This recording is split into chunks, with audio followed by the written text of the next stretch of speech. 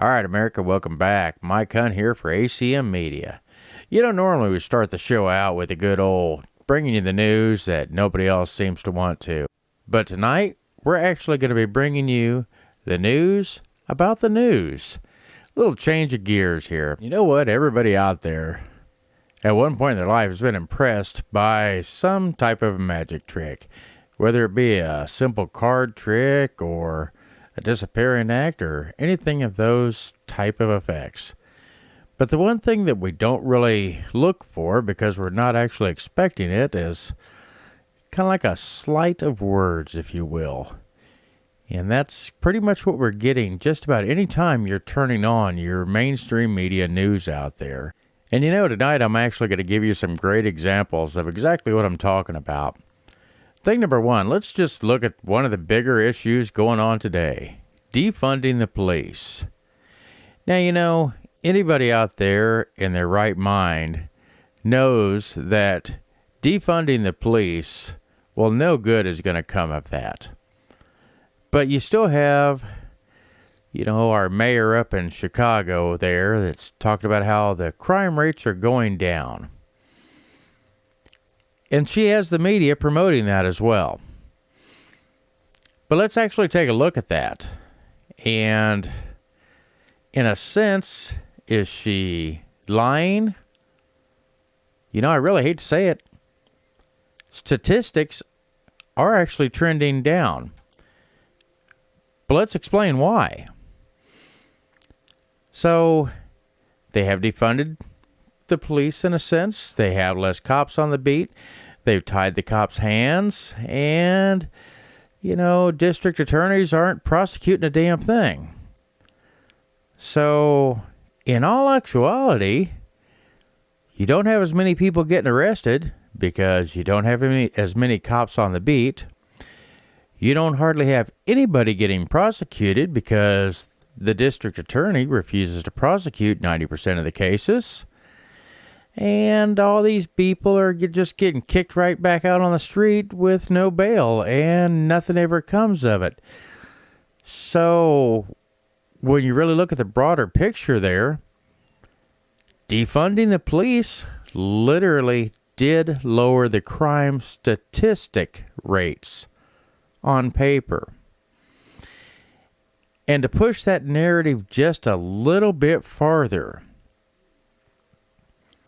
while we have lowered our crime rates, there has been an increase in gun violence. Now, note the careful choice of words there. We don't use the term crimes with guns, gun crimes, or anything else of the sense. We use the term gun violence. We're doing two things when we use this term. We're actually not only completely unrelating it to criminal offenses in the brain and in the subconscious, but we're also taking that to the next level of saying that guns bad and anybody who supports guns bad, and the weapons are the problem, and we need to literally directly attack the weapons. But on the bright side, crime statistics are down. It's just that gun violence is on the uprise. And that's probably because of white supremacists. I mean, that's what you're hearing, isn't it? Now, let's don't even really go too deep into the actual crimes that are being committed, who they're being committed by, or anything else of the sorts, because for God's sakes, that would definitely be considered a racist statement, now wouldn't it? Pardon my French, that's fucked up. If you don't agree with that, well, you probably run into your safe space right now. Now, these are just a few examples of how well the defunding the police and the lack of going out and actually prosecuting criminals, capturing criminals, or anything else, because dear goodness, we all know by now, and if you haven't learned by now, especially in certain cities, that if you even think about arresting a person of any color, other than white, of course, for any type of crime, then you're a racist and you're probably going to get in pretty big problems for it. Definitely going to lose your job. And if you, in any sense of the word, have to defend yourself, well, you damn well know you're not only going to lose your job, you're probably going to end up in prison. But here's a couple of fine examples of what defunding the police and basically empowering the criminals has done to some cities. Here you go.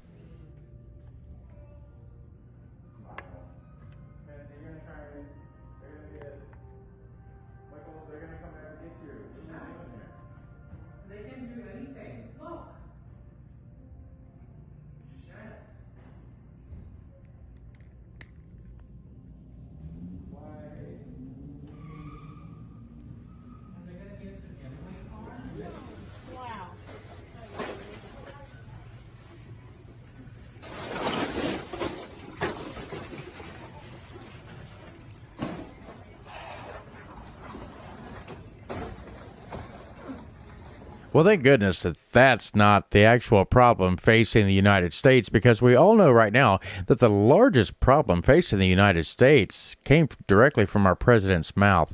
It's obviously white supremacy. At least that's what we've been told for sure. Has nothing at all to do with defunding the police or nothing like that, because that has, again, that's lowered our crime statistic rates. But what we do know is about the increase in gun violence. And the gun violence, well, here are some prime examples of the gun violence. These are not crimes now. These are not gun crimes. This is gun violence. Cornerstone of the president's comprehensive plan to reduce gun violence is nation's epidemic of gun violence. The aftermath of gun violence. Surge in gun violence here. The growing gun violence in the city. Disaster emergency on gun violence. Okay, so that's just a couple examples of how we're seeing now what I'm kind of talking about with the whole magic trick that they're throwing on us every time that we watch mainstream media. Now, I'll tell you another thing here that the mainstream media doesn't seem to ever hit on, and if you've never actually looked into numbers and figured out what everything actually means, which a lot of people don't, they would never have a true understanding of what it means when they hear the term that the United States has a $26.5 trillion debt currently. That's a pretty damn scary, and to any of the normal people in the country, that's an astronomical number that will never make any sense. I'm going to make that number make a little bit more sense to you here. Of that $26.5 trillion, 21 trillion of that belongs to the American public. How, you say? Well, that is because that is the money that they take out of your paycheck every week for federal taxes. They have borrowed that money to give away to some special program, to give away to another country, or something to that effect. That is exactly what that is. That $21 trillion is debt to the American public. You know, but then when it comes to the problem of the whole national debt thing and how much they do owe the American public, there's another problem with that too. I truly don't believe that the government wants the national debt gone, because if the national debt was gone, that would uncover a lot of skeletons in their closets, if you will. Because fact of the matter is, I mean, a lot of people don't even realize, I could do simple math, and I can also see that the numbers that the government threw up there last year, well, they need a fucking calculator, evidently. Because the national debt, they figure the interest on that at 2.2%. They also consider that at 2.2% for the $21 trillion that's owed to the American people. Now, correct me if I'm wrong, but in my head, that comes up at about a little over $4 billion a year, I would have to say. I'm sorry, $400 billion a year. Yeah, a little bit over $400 billion a year is what that would be in interest that's owed to the American public. And they say that they pay that interest. So who gets that interest? Who gets that $400 billion a year that's paid in interest on the money that's owed to the American people? The Federal Reserve, you say? Oh, the Federal Reserve Bank gets paid our interest. Now that is an interesting thing, because I know $4.5 billion or $400 billion, that just seems like you could get a lot of shit done with that. Or, bear with me, I think the Federal Reserve could consider that one hell of a payoff for absolutely nothing. So I guess I'm still having a real rough time understanding that. Now, by the way, again, that is my math, because 21 trillion times 2.2%, yeah, comes out about 400 million. But they say that they only paid 362 million in interest last year, total for the whole $26 trillion. Yeah, they 300 million, so they say. Something to that effect is what they said they paid. But even if they did pay it, they didn't pay it to you and me. They paid it to the Federal Reserve. Well, the Federal Reserve didn't loan them that money. Period. The Federal Reserve did not say, hey, here's $21 trillion. No, it didn't. They looked over here and they said, hey, look at this Social Security fund over here. Hey, look at these other taxes. Man, that is a lot of money right there that these people aren't going to need for a hell of a long time. Nobody's going to miss it, and we'll figure that out when the time comes. So let's take this out, because this can fix this little problem over here. You know what? Let's go ahead and give people that are addicted to crack cocaine SSI. That's right, Social Security Supplementary Income. Not because they're disabled, not because of anything else, because they're addicted to crack cocaine. Now that makes a lot of sense. That is definitely going to help that person stop doing crack cocaine, isn't it? Because, well, it's not like we're funding them to buy their drugs. That's not what they're going to do with that check that they have taken from the hard-working American to give to this damn crackhead. That's not what this crackhead's going to do with it. He's going to say, you know what? That money came from a hard-working American. That's going to inspire me to go out and get a job. You bet your ass that's what it's going to do. What the fuck ever. So, no. Give us our money. Don't want to give us our money? You can't? You don't have it? Cool. Run the government the way the American people want it run. The American working people. The ones that are paying the fucking bills. Period. Do not make it to where we actually have to go out. You want to talk about voting laws? You want to talk about restricting voting?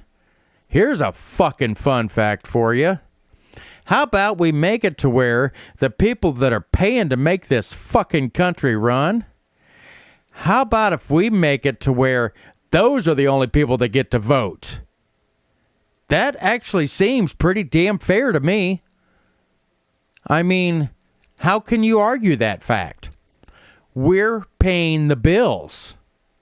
We are. The American worker. The American taxpayer. The big thing is you know what? My vote would count just as much as good old Bill Gates would, because I'm a taxpayer. See, that sounds more than fair to me. Why in the hell would somebody who just sits there and mooches off the damn government, how is their vote anywhere near as inclusive as mine when you're taking my money to give to a fucking crackhead?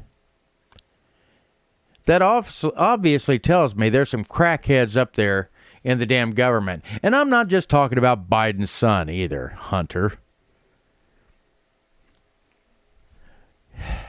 Sorry, America, kind of got on a little rant there. But you know what? It is what it is. And I'm getting more and more sick and tired of it every damn day I see it. Makes me want to go out and pay $500,000 for a damn watercolor. Oh, never mind. That's the foreign governments doing that. Guys, have a good evening. It's Mike Hunt with ACM Media. I'll be back, and hopefully next time I throw up a video, it won't be quite as pissy. I don't think I'll ever have to worry about this one in particular getting monetized. You guys have a great evening, and I'll see you next time. Thanks again.